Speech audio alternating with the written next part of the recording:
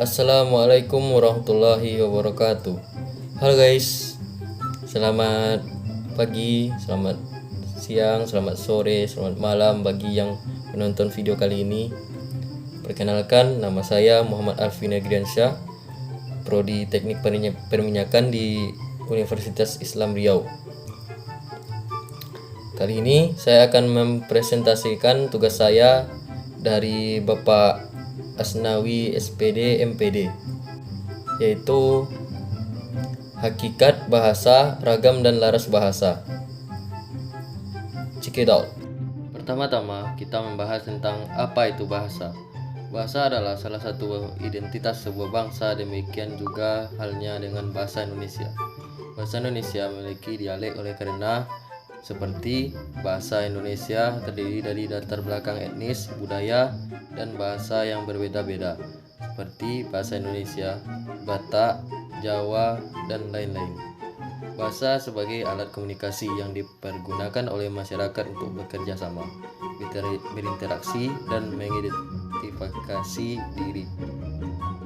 Dalam mekanisme pengertian dan karakteristik hakikat, fungsi, dan karakteristik terdapat beberapa pengertian, istilah, dan penjelasan, di mana semua itu dapat menjelaskan dengan rinci pemecahan masalah tersebut.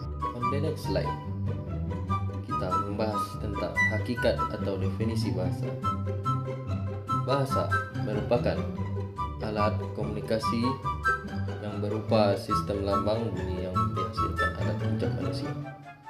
Bahasa terdiri atas kata-kata atau kumpulan kata.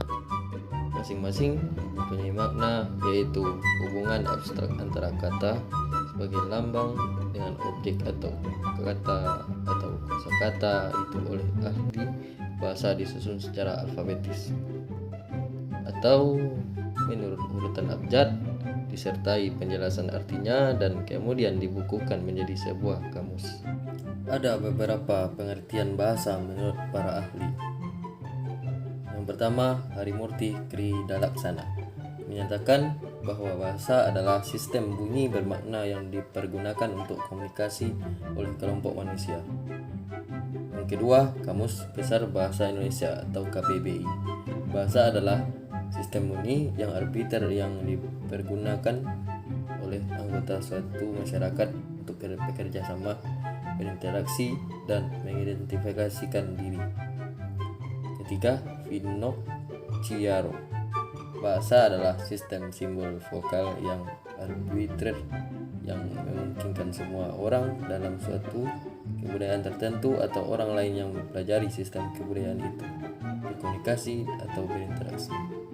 Menurut Carroll, bahasa merupakan sistem bunyi atau urutan bunyi vokal yang terstruktur yang digunakan atau dapat digunakan dalam komunikasi internasional oleh kelompok manusia dan secara lengkap digunakan mengungkapkan peristiwa dan proses yang terdapat di sekitar manusia.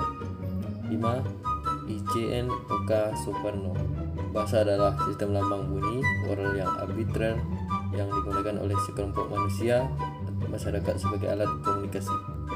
Selanjutnya, sifat-sifat bahasa. 1. Bahasa itu adalah sebuah sistem. Sistem berarti susunan teratur berpola yang membentuk suatu keseluruhan yang bermakna atau berfungsi. Sistem terbentuk oleh sejumlah unsur yang satu dengan yang lain berhubung secara fungsional.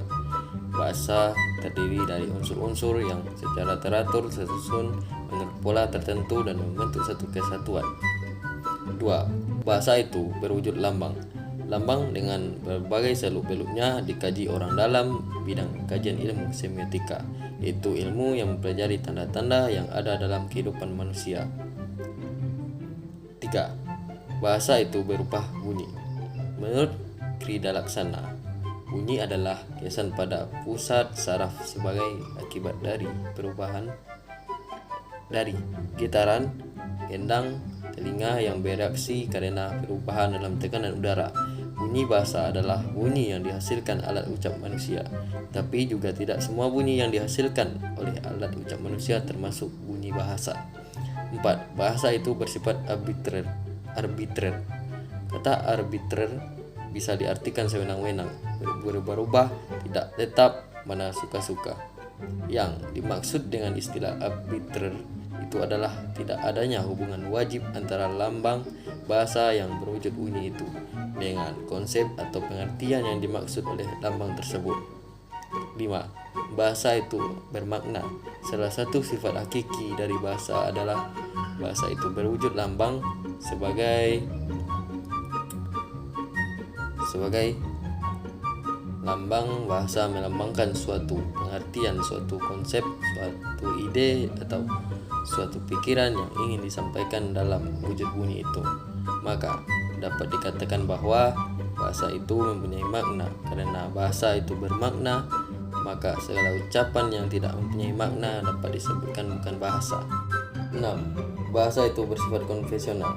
Meskipun hubungan antara lambang bunyi dengan yang dilambangkannya bersifat arbiter, tetapi penggunaan lambang tersebut untuk suatu konsep tertentu bersifat konvensional.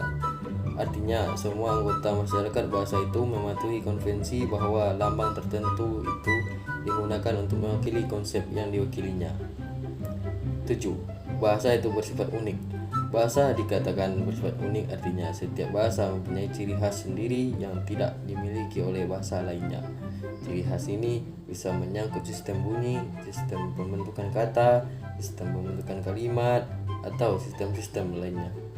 Selanjutnya, kita berbicara tentang ragam bahasa. Definisi ragam. Pengertian kata ragam secara umum dalam bahasa Indonesia adalah tingkah, jenis, langgam, corak, dan laras. Ragam bahasa diartikan sebagai variasi bahasa menurut pemakaian yang dibedakan menurut topik pembicaraan, sikap penutur, dan media atau sarana yang digunakan. Pengertian ragam bahasa ini memperhatikan situasi yang dihadapi, masalah yang hendak disampaikan, latar belakang pendengar dan pembaca yang dituju, dan media atau sarana yang hendak digunakan. Definisi ragam menurut para ahli. Pengertian bahasa menurut Baxman. Menurut Baxman, ragam bahasa adalah variasi bahasa menurut pemakaian yang berbeda-beda menurut topik yang dibicarakan, menurut hubungan pembicara, kawan bicara, orang yang dibicarakan, serta menurut medium pembicara. Pengertian ragam menurut Dendi Sugono bahwa sehubungan dengan pemakaian bahasa Indonesia timbul dua masalah pokok, yaitu masalah penggunaan bahasa baku dan tak baku dalam situasi remi seperti di sekolah, di kantor, atau di dalam pertemuan resmi digunakan bahasa baku. Pengertian ragam bahasa menurut Fishman ed. Suatu ragam bahasa, terutama ragam bahasa jurnalistik dan hukum, tidak tertutup kemungkinan untuk menggunakan bentuk kosakata ragam bahasa baku agar dapat menjadi panutan bagi masyarakat pengguna bahasa Indonesia.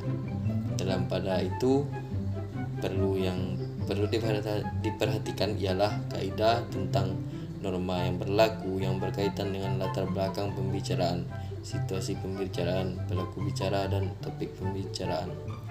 Kesimpulannya, jadi bisa kita simpulkan bahwa ragam bahasa adalah variasi dalam pemakaian bahasa, yaitu perbedaan penutur, media, situasi, dan bidang. 1. Perbedaan penutur. Tiap-tiap individu mempunyai gaya tersendiri dalam berbahasa. Perbedaan berbahasa antar individu disebut dialek, sedangkan perbedaan asal daerah penutur bahasa juga menyebabkan variasi berbahasa yang disebut dialek. 2. Perbedaan media. Perbedaan media yang digunakan dalam berbahasa menentukan pula ragam bahasa yang digunakan, sehingga bahasa lisan berbeda dengan bahasa tulisan. 3. Perbedaan situasi. Situasi pada saat pembicaraan dilakukan akan sangat berpengaruh terhadap ragam bahasa yang digunakan, sehingga ragam bahasa pada situasi santai akan berbeda dengan situasi resmi. 4. Perbedaan bidang. Beragam bahasa yang digunakan pada bidang yang berbeda mempunyai ciri-ciri yang berbeda pula.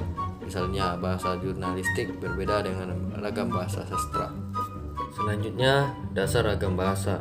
Pada ragam bahasa, yang paling pokok adalah seseorang itu menguasai atau mengetahui kaidah-kaidah yang ada dalam bahasa. Karena Kaidah bahasa dianggap sudah diketahui. Uraian dasar-dasar ragam bahasa itu diamati melalui skala perbandingan, bagian persamaan, bagian perbedaan. Dasar-dasar ragam bahasa yang akan diperbandingkan itu didasarkan atas sarana ragam bahasa lisan dan ragam tulisan. After that, jenis-jenis ragam bahasa. 1. Ragam bahasa berdasarkan media. A. Ragam bahasa media lisan. Ragam bahasa baku lisan didukung oleh situasi pemakaian sehingga kemungkinan besar terjadi pelepasan kalimat. Namun, hal itu tidak mengurangi ciri kebakuannya. Ciri-ciri ragam lisan memerlukan orang kedua atau teman bicara, tergantung kondisi, ruang, dan waktu. Tidak harus memperhatikan gramatikal, hanya perlu intonasi serta bahasa tubuh berlangsung cepat. B. Ragam tulis. Dalam penggunaan ragam bahasa baku tulisan, makna kalimat yang diungkapkannya ditunjang oleh situasi pemakaian sehingga kemungkinan besar terjadi pelesapan unsur kalimat. Ciri-ciri ragam tulis: 1. Tidak memerlukan orang kedua atau teman bicara. 2. Tidak tergantung kondisi, situasi, atau ruang serta waktu. 3. Harus memperhatikan unsur gramatikal. 4. Berlangsung lambat. 5. Selalu memakai alat bantu. 6. Kesalahan tidak dapat langsung dikoreksi. 7. Tidak dapat dibantu dengan gerak tubuh dan mimik muka, hanya terbantu dengan tanda baca. Contohnya, saya sudah membaca buku itu. 2. Ragam bahasa berdasarkan penutur.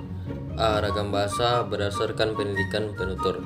Bahasa Indonesia yang digunakan oleh kelompok penutur yang berpendidikan berbeda dengan yang tidak berpendidikan, terutama dalam pelafalan kata yang berasal dari bahasa asing, misalnya fitnah, kompleks, vitamin, video, film, fakultas. B. Ragam bahasa berdasarkan sikap penutur. Ragam bahasa dipengaruhi juga oleh setiap penutur terhadap kawan bicara jika lisan, atau sikap penulis terhadap pembawa jika dituliskan. Sikap itu diantara lain resmi, akrab, dan santai. Kedudukan kawan bicara atau pembaca terhadap penutur atau penulis juga memengaruhi sikap tersebut. Misalnya, kita dapat mengamati bahasa seorang bawahan atau petugas ketika melapor kepada atasannya. Ketiga, ragam bahasa berdasarkan situasi. A. Ragam baku. Ragam baku adalah ragam bahasa yang dipakai dalam forum resmi. Ragam ini bisa juga disebut ragam resmi. B. Ragam tidak baku. Ragam tidak baku adalah ragam bahasa yang menyalahi kaidah-kaidah yang terdapat dalam bahasa baku. 4. Ragam bahasa berdasarkan bidang. A. Ragam ilmu dan teknologi. Ragam ilmu dan teknologi adalah ragam bahasa yang digunakan dalam bidang keilmuan dan teknologi. B. Ragam sastra. Bahasa yang bertujuan untuk memperoleh kepuasan estetis dengan cara penggunaan pilih kata secara cermat dengan gramatikal dan stil tertentu. C. Ragam niaga. Ragam bahasa yang digunakan untuk menarik pihak konsumen agar dapat melakukan tindak lanjut dalam kerjasama untuk mencari suatu keuntungan finansial. Pembahasan yang terakhir adalah laras bahasa. Laras bahasa adalah bentuk bahasa yang digunakan untuk suatu tujuan atau pada konteks sosial tertentu. Banyak sekali laras bahasa yang dapat diidentifikasi tanpa batasan yang jelas di antaranya. Contoh dari laras bahasa ini dapat ditemui dalam bahasa Jawa yang memiliki laras resmi yang disebut krama, laras akrab yang disebut moko, dan laras madya yang terletak di tengah-tengahnya. Ketiga laras ini memiliki kosakata yang berbeda dan digunakan dalam keadaan sosial yang berbeda pula. Definisi dan kategorisasi laras bahasa pun berbeda antara para ahli linguistik. Salah satu model pembagian laras bahasa yang paling terkemuka diajukan oleh Jones 1961 yang membagi 5 laras bahasa menurut derajat keformalannya, yaitu ialah 1. Ragam beku, digunakan pada situasi hikmat dan sangat sedikit memungkinkan keleluasan seperti pada kitab suci, putusan pengadilan, dan upacara pernikahan. 2. Ragam resmi, digunakan dalam komunikasi resmi seperti pada pidato resmi, rapat resmi, dan jurnal ilmiah. 3. Ragam konsultatif, digunakan dalam pembicaraan yang terpusat pada transaksi atau pertukaran informasi seperti dalam percakapan di sekolah dan di pasar. Ragam santai. Keempat, ragam santai digunakan dalam suasana tidak resmi dan dapat digunakan oleh orang yang belum tentu saling kenal dengan akrab.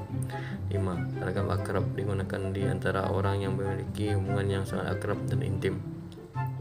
Baiklah, hanya itu yang dapat saya sampaikan. Terima kasih telah menonton video ini. Jangan lupa like, comment, and subscribe. Assalamualaikum warahmatullahi wabarakatuh.